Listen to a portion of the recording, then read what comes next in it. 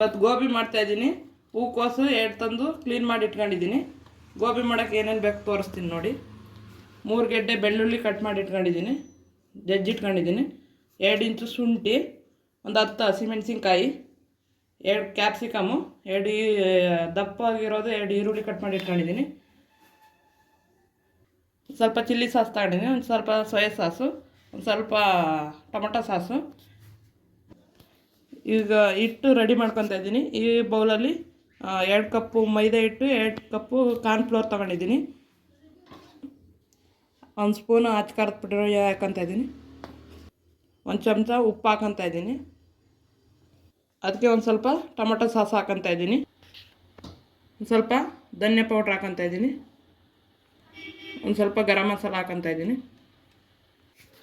ಎಲ್ಲನೂ ಹಾಕೊಂಡು ಚೆನ್ನಾಗಿ ಮಿಕ್ಸ್ ಮಾಡ್ಕೊತಾ ಇದ್ದೀನಿ.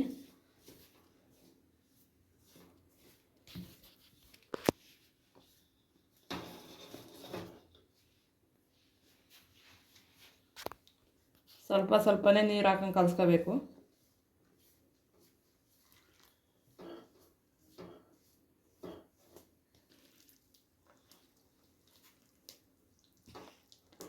ಚೆನ್ನಾಗಿ ಕಲಿಸ್ಕೋಬೇಕು ಹಿಟ್ಟನ್ನು.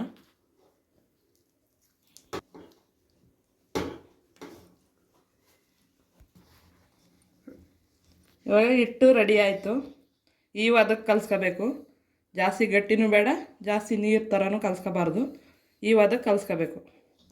ಹಿಟ್ಟಿಗೆ ಹೂಕೋಸು ಹಾಕ್ಕೊತಾ ಇದ್ದೀನಿ.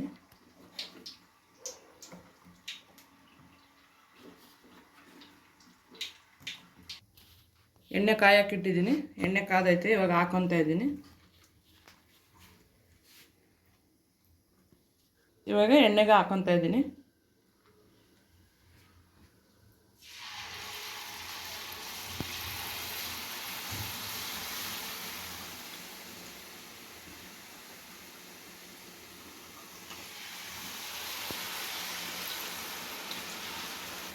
ಇವಾಗ ಎಣ್ಣೆ ಬಿಟ್ಕೊಂಡಿದ್ದೆ, ಚೆನ್ನಾಗಿ ಬೆಂದಿದೆ. ಇವಾಗ ಎತ್ಕೊತಾ ಇದ್ದೀನಿ, ಒಂದು ಪ್ಲೇಟ್ಗೆ ಹಾಕ್ಕೊತಾ ಇದ್ದೀನಿ.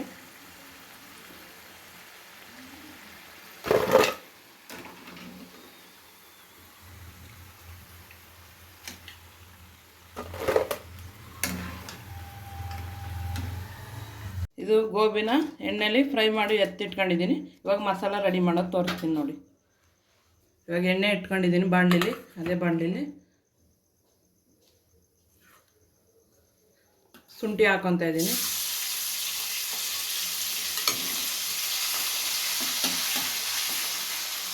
ಇವಾಗ ಬೆಳ್ಳುಳ್ಳಿ ಹಾಕ್ಕೊತಾ ಇದ್ದೀನಿ.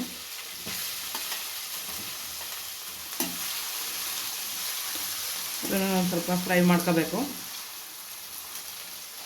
ಇದಕ್ಕೆ ಇವಾಗ ಮೆಣಸಿನ್ಕಾಯಿ ಹಾಕ್ಕೊತಾ ಇದ್ದೀನಿ.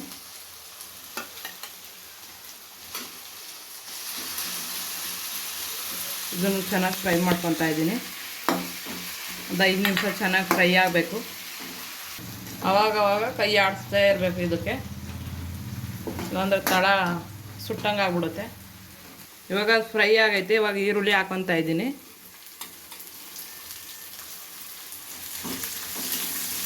ಇದನ್ನು ಒಂದು 2 ನಿಮಿಷ ಫ್ರೈ ಮಾಡ್ಕೋಬೇಕು.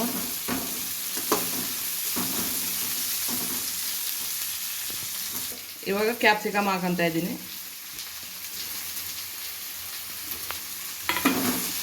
ಇದನ್ನು ಚೆನ್ನಾಗಿ ಫ್ರೈ ಮಾಡ್ಕೊತಾ ಇದ್ದೀನಿ. ಒಂದು 5 ನಿಮಿಷ ಫ್ರೈ ಮಾಡ್ಕೋಬೇಕು. ಇದು ಫ್ರೈ ಆಗೈತೆ 5 ನಿಮಿಷ. ನಿಮ್ಗೆ ಎಷ್ಟು ಬೇಕು ಅಷ್ಟು ನೋಡ್ಕೊಂಡು ನೀರು ಹಾಕೊಳ್ಳಿ.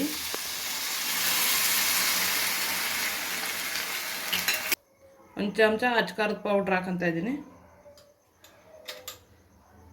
1 ಚಮಚ ಧನಿಯಾ ಪೌಡ್ರ್ ಹಾಕ್ಕೊತಾ ಇದ್ದೀನಿ. 1 ಚಮಚ ಗರಂ ಮಸಾಲ ಹಾಕ್ಕೊತಾ ಇದ್ದೀನಿ.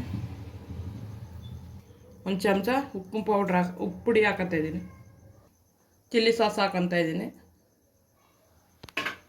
ಸೋಯಾ ಸಾಸ್ ಹಾಕ್ಕೊತಾ ಇದ್ದೀನಿ. ಟೊಮೊಟೊ ಸಾಸ್ ಹಾಕ್ಕೊತಾ ಇದ್ದೀನಿ. ಇದು ಮಸಾಲೆ ಎಲ್ಲನೂ ಹಾಕ್ಕೊಂಡಿದ್ದೀನಿ. ಇದೊಂದು 10 ನಿಮಿಷ ಬೇಯಬೇಕು. 10 ನಿಮಿಷ ಚೆನ್ನಾಗಿ ಕುದಿ ಬರೋ ಥರ ಬೇಯಬೇಕು ಅದು ಮಸಾಲ.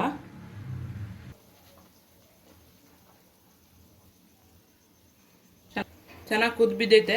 ಇವಾಗ ಹಾಕ್ಕೊಂಡು ಮಿಕ್ಸ್ ಮಾಡ್ಕೊತಾ ಇದ್ದೀನಿ.